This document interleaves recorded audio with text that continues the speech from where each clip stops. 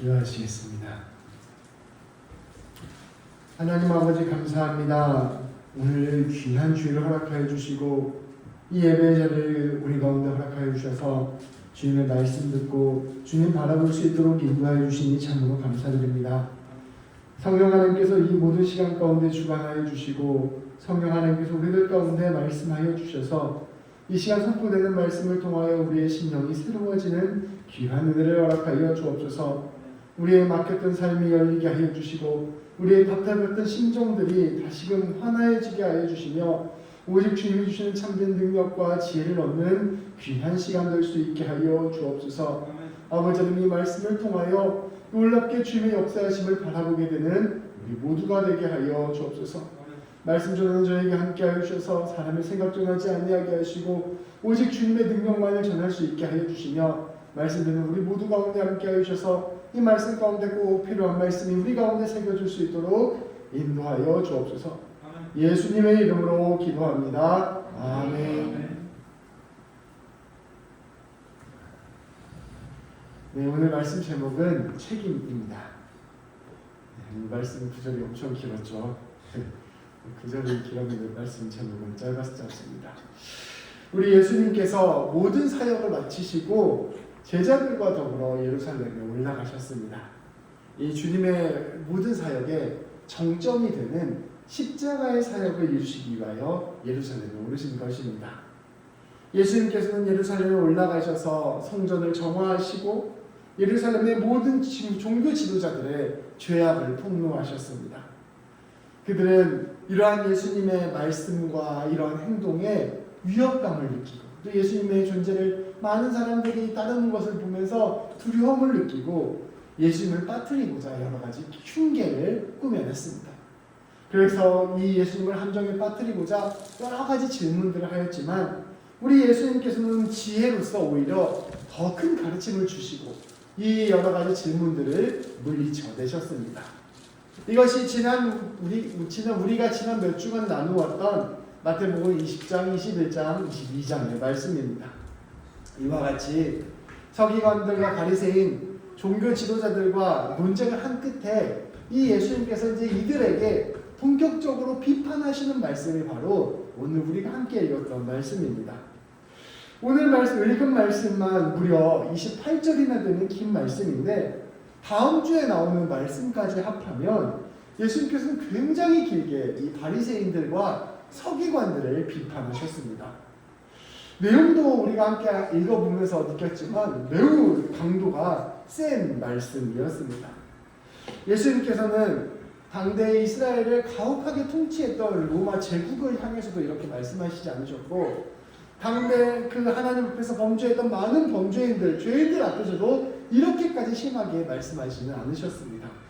심지어 예수님께서 십자가에 못 박혀 돌아가셨을 때 예수님의 면전에서 예수님을 모욕했던 사람에게도 이와 같이 비판하지 않으셨고 심지어 가룟 유다에게 예수님을 팔아 넘겼던 가룟 유다에게까지도 이렇게 말씀하신 적은 없었습니다. 그런데 우리 예수님께서는 서기관들과 바리새인들에게 이렇게 긴 내용을 가지고 강하게 비판을 하신 것입니다. 왜 우리 주님께서 이처럼 서기관들과 바리새인들을 강하게 비판하셨을까요? 실제로 탐욕과 죄악을 저지르는 사람들이라면 이 서기관들과 바리새인들보다 훨씬 더 심하게 저지르는 사람들이 많았는데 왜 이 종교 지도자들, 서기관들과 바리새인들을 콕 집어서 강하게 비판을 하셨을까요? 이 서기관들과 바리새인들은 오늘날로 따지면은 말씀을 가르쳐주는 사람들이에요. 그러니까 목회자나 신학자나 이런 역할을 감당했던 사람들이죠.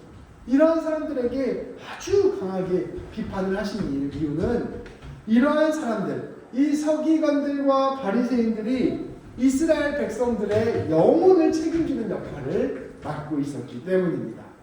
오늘 1절과 2절 말씀을 함께 보겠습니다. 우리 함께 읽어볼까요? 시작.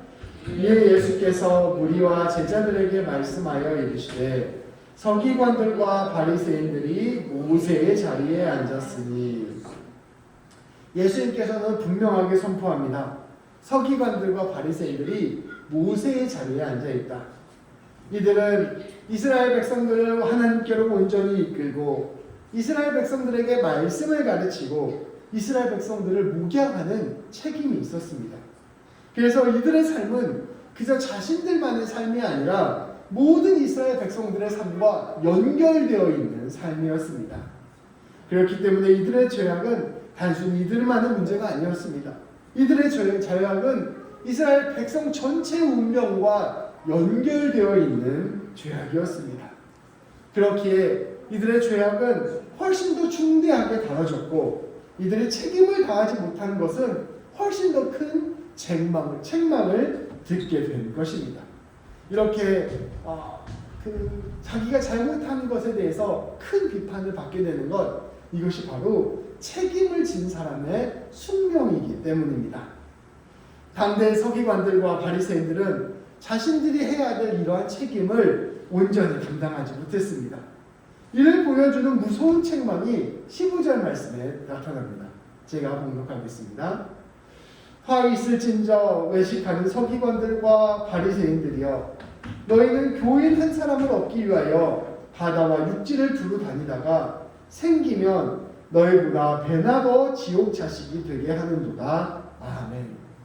이들은 말과 행동이 달랐습니다. 이들은 탐욕을 추구했고 교만을 추구했습니다. 이들은 불의하였습니다. 그래서 이들이 가는 곳곳마다 하나님을 알게 되는 사람보다 이 사람들을 보면서 마음이 낙심되어서 하나님을 떠나는 사람들이 훨씬 더 많았습니다. 오늘날도 이런 잘못된 종교 지도자들을 보면 그 사람 보면서 아유 교회 떠나야겠다, 나 더 이상 신앙을 같이 말아야겠다, 이런 사람들이 막 많이 생기는 것을 볼 수 있습니다. 이와 마찬가지로 당대의 서기관들과 바리새인들의 모습을 보면서 저 사람들을 보면서 예수를 믿고 하나님을 믿고 하나님을 따라야겠다라고 생각하는 사람보다 하나님을 배신하고 하나님을 떠나고 하나님을 더 이상 못 믿겠다고 이야기하는 사람들이 훨씬 더 많았다는 것입니다. 하나님께서는 한 마리의 양을 나머지 아홉 마리의 양의 무게로 사랑하십니다. 하나님께서는 한 영혼이 주님께로 돌아오면 천국에서 잔치를 베푸시는 분이십니다. 하나님께서는 한 사람 한 사람을 위하여 자기 아들을 내어주시는 분이십니다. 그런데 서기관들과 바리새인들의 이러한 교만과 욕심, 이들의 죄악으로 수많은 이들이 주님께로부터 멀어지게 된 것입니다. 이러한 말씀은 오늘 우리에게도 심각한 도전을 주는 말씀입니다. 우선 목회자로서 저는 하나님이 원하시는 길에 온전히 서고 있는가? 또 우리가 함께 예수 믿는 사람으로서 나에게 맡겨진 영혼들을 앞에서 내가 어떻게 살아가고 있는가를 되돌아보게 되는 말씀입니다. 내 삶은 주님의 뜻을 드러내는 삶인가? 나는 주님의 영광과 빛을 드러내는 삶인가? 혹시 나로 인해서 주님을 떠나게 되는 사람은 없는가? 우리는 복음을 맡은 자로서 또 이와 같은 책임을 감당하고 있는지를 다시 한번 되돌아보아야 할 것입니다. 그런데 우리가 여기서 한 번 더 깊게 더 생각해 보아야 할 것이 있습니다. 그렇다면 왜 서기관들과 바리새인들이 이와 같이 타락된 길, 죄악된 길을 가게 되었을까요? 이들은 왜 하나님의 뜻대로 살아가지 못하고 왜 책임을 감당하지 못하여서 이러한 예수님의 비판을 들을 만큼 타락하게 되었을까요? 우리가 서기관들과 바리새인들에 대해서 조금 다시 한번 생각해 볼 필요가 있습니다. 서기관들과 바리새인들은 율법학자들이었습니다. 율법학자들은 그냥 율법을 조금 알고 있는 게 아니라 중요한 율법들은 다 외우고 있는 사람들, 그리고 그 율법을 아주 깊이 연구했던 사람들이었습니다. 이들은 당대의 그 어떤 사람들보다 누구보다 율법에 깊은 관심이 있었을 것입니다. 그렇기 때문에 이렇게 율법을 잘 아는 사람들이 되었습니다. 이와 같이 율법에 능통하게 되려면 율법을 사랑해야 되고 율법을 깊이 배우고 연구하고 심지어 앞서 말씀드린 것처럼 암송까지 해야만 했습니다. 그들은 왜 이렇게 율법을 사랑했을까요? 율법을 통하여 하나님을 더 사랑하고 이웃을 더 사랑하고 구하려는 마음을 갖고 있었기 때문이었을 것입니다. 이들이 젊었을 때 처음 율법을 향해 나아갔을 때는 그런 순수한 이상이 마음속에 있었다는 것입니다. 그런데 이들은 이러한 이상을 잃어버렸습니다. 그 이상을 가지고 율법을 공부했고 그 이상을 가지고 높은 자리에 올라갔고 그 이상을 가지고 권한을 얻게 되었는데 정작 결정적인 순간에 이 하나님을 사랑하는 그 마음, 이웃을 사랑하는 그 마음을 잃어버리게 된 것입니다. 하나님과 이웃을 사랑하기 위해서 율법을 배웠는데 율법 지식을 통하여 얻은 권력만 남고 하나님을 사랑하는 마음, 이웃을 사랑하는 마음이 사라져버리게 된 것입니다. 우리가 처음부터 나는 돈을 많이 벌고 세속적인 삶을 살아야지, 나는 그냥 내 욕망과 욕심을 추구하면서 살아갈 거야, 이런 사람은 나중에 타락하더라도 그냥 그 원래 모습이 조금 더 진해지는 정도에 불과합니다. 그런데 이상이 고귀하고 아름다운 사람이었던 사람, 내가 하나님을 사랑하고 이웃을 사랑해야지, 이런 아름다운 이상을 가지고 살아갔던 그 사람들이 그 이상을 성실하게 되면 그 자리에는 훨씬 더 지독하고 빠른 독한 죄악들이 그 자리를 차지하게 되어버립니다. 그리고 그 이상을 추구하기 위해서 사용되었던 도구들이 빠르게 자기의 죄악을 위한 도구들로 교묘하게 변하는 것을 우리는 볼 수가 있습니다.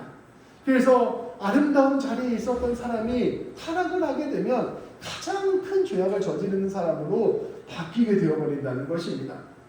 서기관들과 바리새인들의 율법은 더 이상 하나님을 사랑하는 도구가 아니라 자기 자신을 사랑하는 도구가 되어버렸습니다. 율법은 더 이상 이들에게 이웃을 섬기는 도구가 아니라 이웃을 지배하는 도구가 되어버렸습니다. 자신을 내어주기 위한 도구가 아니라 자신의 것을 챙기는 도구가 되어버렸습니다. 이 율법이 결국은 자기 욕망을 위한 아주 그럴싸한 정치가 되어버린 것입니다. 예수님께서는 이러한 비참한 현실을 하나하나 지적하여 주신 것입니다. 주님께서는 말씀하십니다. 이 바리새인들과 서기관들은 말만 하고 행하지 않는다. 말은 그럴싸하게 하는데 실제 삶은 전혀 그 말과는 상관없는 삶이 된 것이에요.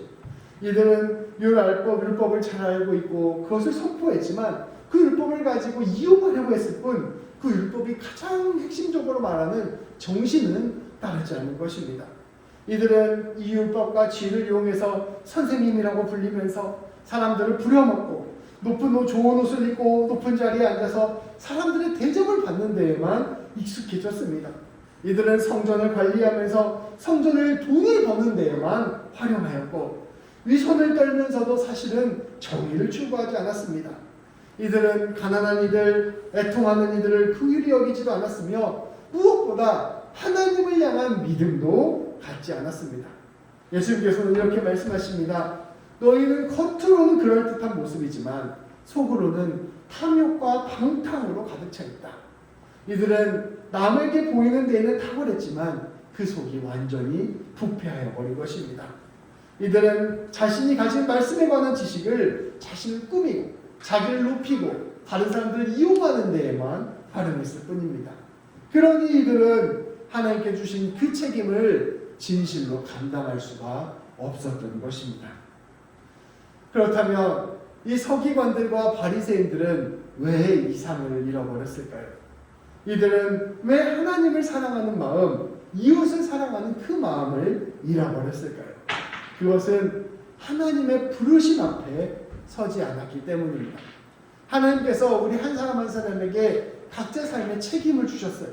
각자 삶의 자리를 주시고 그 자리 가운데서 일할 수 있도록 하시고 사람들을 만나게 하시고 그 가운데서 하나님의 일을 드러내기 위한 책임을 주셨어요.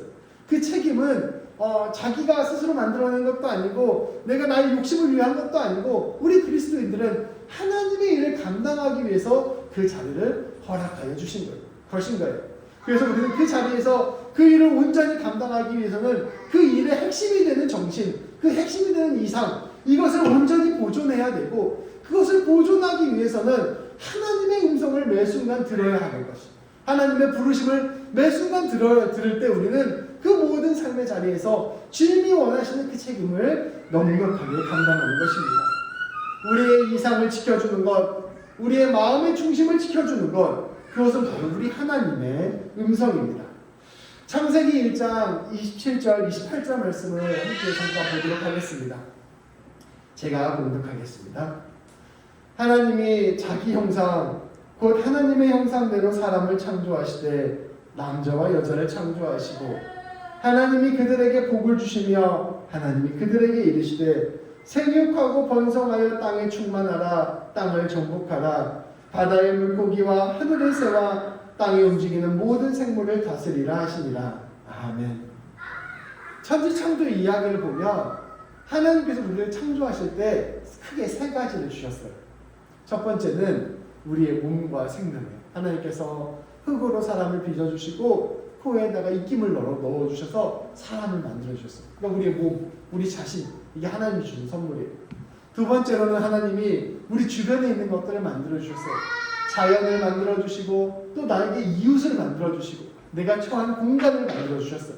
그러니까 내가 경험하고 내가 만나게 되는 모든 이 세상이 바로 하나님이 우리에게 주시는 두 번째 선물이에요. 세 번째는 이러한 것들을 잘 책임져야 되는 책임감을 우리에게 선물로 주셨어요. 하나님께서는 우리 몸을 주시고 이 자연을 주시고 우리 세상을 주신 다음에 이 세상 속에서 내 하나님의 뜻대로 살아갈 수 있도록 이 모든 것들을 책임지며 살아갈 수 있도록 우리에게 책임감을 선물로 주신 것이에요. 그래서 오늘 말씀해 보면 하나님께서 이 사람들에게 이르시되 생육하고 번성하라 땅에 충만하라 땅을 정복하라 바다의 물고기와 하늘의 새와 땅에 움직이는 모든 생물을 다스리라 라고 말씀하셨어요. 우리가 살고 있는 이 세상 가운데 우리가 마땅히 지어야 될 책임을 지는 것, 이것이 바로 우리가 창조된 목적이라는 것이죠. 아담은 처음에 하나님이 창조하였을 때 이것을 하나님의 명령에 따라 충실히 감당하였어요. 이 아담이 했던 일을 살펴보면 아담이 에덴 동산을 다니면서 모든 동식물들에게 이름을 붙여줬어요. 이름을 붙여준다는 것은 그것과 관계를 맺는 것을 의미해요. 우리가 이렇게 지나가는 동물에게 아무런 이름이 없으면 그냥 지나가는 동물에 불과하지만 우리가 어느 날 그 동물에게 이름을 붙여주면 그 동물은 이제부터 나와 관계를 맺는 동물이 되는 것처럼 이름을 붙여준다는 것은 관계를 맺는 거거든요. 그래서 관계를 맺고 그것들을 내가 책임질 수 있는 사람으로 세워진 것이에요. 아담이. 또한 아담은 하와가 탄생했을 때 이 여자는 내 뼈 중에 뼈요 살 중에 살이다 라고 이야기했어요. 이 사람을 존귀하게 여기고 귀한 사랑의 관계를 맺게 되는 것, 이것이 바로 하나님 우리에게 주신 사람에 대한 책임을, 이런 책임을 가지고 사람이 살 수 있도록 하나님께서 창조하여 주신 것이죠. 그런데 이 아담과 하와가 타락하였을 때 무엇을 상실하게 되었느냐? 이 책임감을 상실하게 되었어요. 문제가 발생하자 그 문제의 책임을 하나님이 창조하신 저 뱀이 시켰습니다. 하나님이 나에게 주신 저 여자가 일을 하게 했습니다. 이 책임을 전가하고 이 사람과 나와의 관계를 끊어내고 내가 나 혼자 내 자신만을 챙기겠다는 존재로 바뀌어버리게 되는 것, 이것이 바로 인간의 타락의 결과라는 것이죠. 내가 더 이상 내 주변에 있는 것들을 책임지지 않겠다고 선언하는 것, 하나님을 사랑하고 이웃을 사랑하는 마음으로 내게 주어진 거룩한 책임지는 것을 거부하고 내 욕심과 내 자랑만을 추구하는 삶으로 살게 되는 것, 그것이 바로 타락이라는 것을 말씀이 우리에게 이야기하고 있어요. 그래서 우리는 우리의 삶 가운데 매우 중요한 것은 하나님이 나에게 주신 모든 것들 가운데 책임지는 삶을 살겠다라고 결단하는 것이, 내가 내 주변의 것들을 내팽겨친 채 나의 욕망과 나의 자랑만을 위해서 혹은 내 생각만을 위해 살아가는 것이 아니라 하나님께서 나에게 주신 그 거룩한 책임감, 하나님을 사랑하고 이웃을 사랑하는 마음으로 내 이웃을 책임지며 살아가겠다 결단하는 것, 그것이 사람이 온전하게 사는 데 있어서 굉장히 중요한 것이라는 것을 우리 말씀은 우리에게 계속해서 선포하고 있습니다. 그런데 우리는 알다시피 바리새인처럼, 또 바리새인과 서기관의 모습이 아니더라도 우리 한 사람 한 사람의 모습을 보며 이러한 책임감을 갖고 살아가지 못해. 하나님을 온전히 바라보지도 못하고 이웃을 온전히 사랑하지도 못하고 우리는 자꾸만 우리에게 맡겨진 책임감으로부터 떨어지려고 하는 습성이 있기 때문이에요. 그럴 때 우리 예수님께서는 이와 같이 말씀하셨습니다. 요한복음 21장 17절 말씀입니다. 우리 함께 봉독하겠습니다. 세 번째 이르시되, 같이 읽겠습니다. 네, 같이 읽겠습니다. 세 번째 이르시되 요한의 아들 시몬아 내가 나를 사랑하느냐 하시니, 주께서 세 번째 내가 나를 사랑하느냐 하심으로 베드로가 근심하여 이르되 주님 모든 것을 아시오매 내가 주님을 사랑하는 줄을 주님께서 아시나이다. 예수께서 이르시되 내 양을 먹이라. 아멘. 이 복음서는 한편으로 메인 주인공이 예수님이지만 보조 주인공, 그만큼 또 중요한 역할을 하는 게 제자들이에요.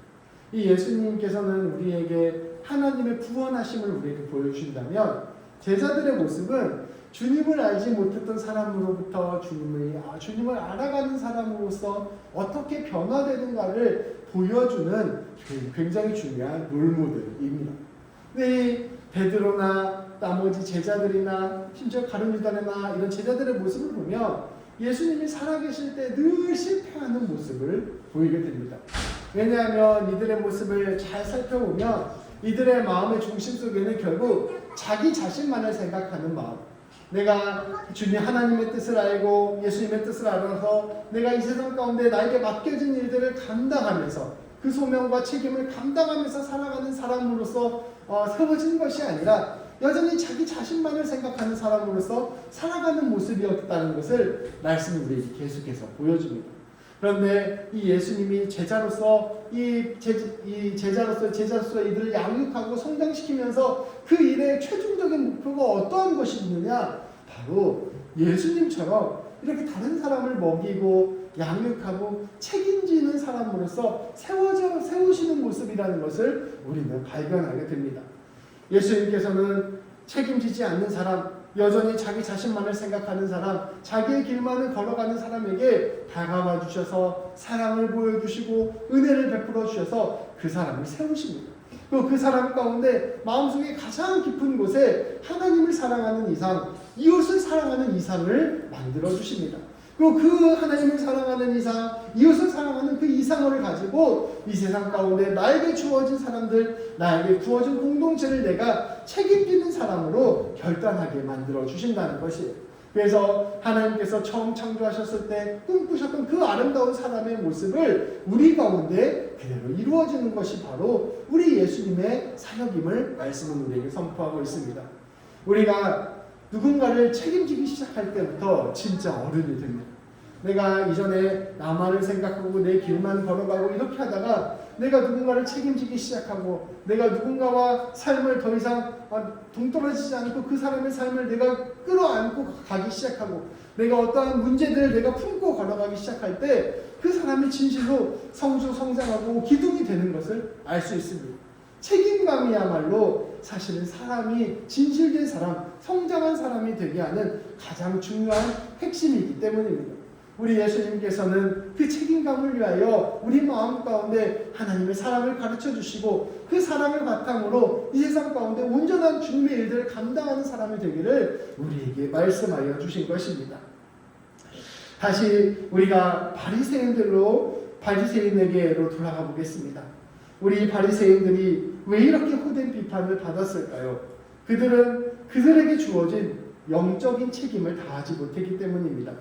그들은 왜 이렇게 영적인 책임을 다하지 못했을까요? 그들은 그들의 마음속에 원래 품고 있었던 이상을 잃어버렸기 때문입니다. 하나님을 사랑하고자 하는 이상, 이웃을 사랑하고자 하는 그 이상을 잃어버렸기 때문입니다. 그렇다면 그들은 왜 이러한 이상을 잃어버렸을까요? 그것은 그들의 시선이 주님을 향하지 못하고 있었기 때문입니다. 주님의 은혜를 바라보지 못했기 때문입니다. 우리를 사랑하시되 끝까지 사랑하시는 그 하나님의 사랑, 우리 예수님의 은혜를 붙들고 있지 않았기 때문입니다.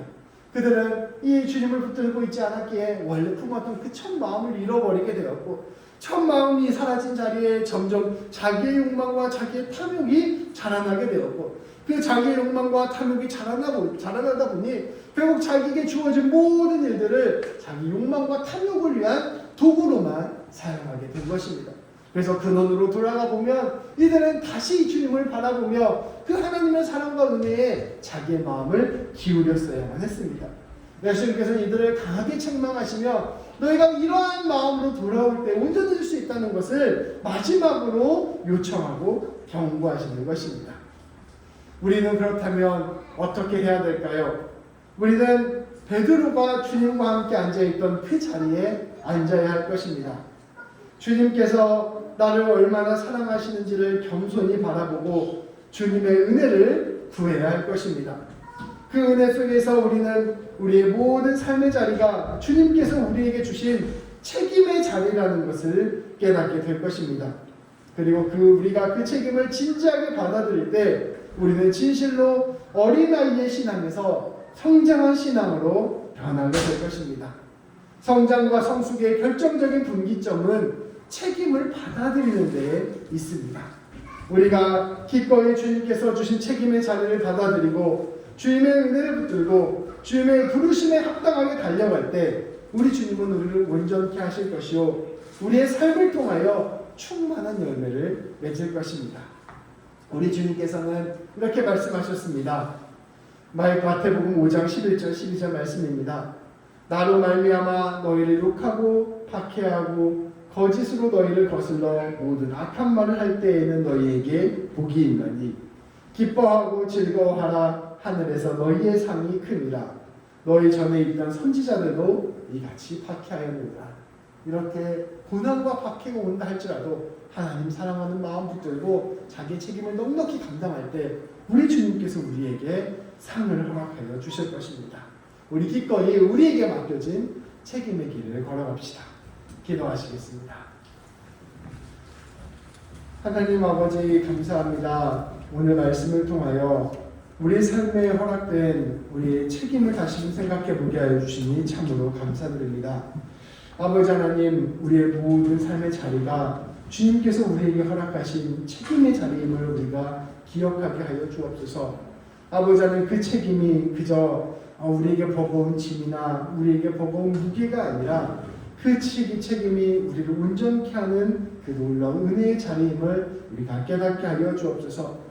아버지 하나님, 우리가 이 책임을 온전히 감당하기 위해서는 무엇보다 주님의 얼굴을 보고 주님의 음성을 들으며 주님의 은혜의 자리로 나아가야 됨을 우리가 고백합니다. 아버지 하나님, 우리의 마음의 문을 열어주시고 우리의 심령 가운데 성령님께서 함께하여 주셔서 우리가 주님 바라보고 주님의 말씀 안에서 온전히 세워지는 우리 모두가 되게 하여 주옵소서. 주님의 사랑을 깊이 깨달음으로 말미암아 삶의 자리자리들마다 양을 먹이고 양을 입히고 양을 세워가는 우리 모두가 되게 하여 주옵소서.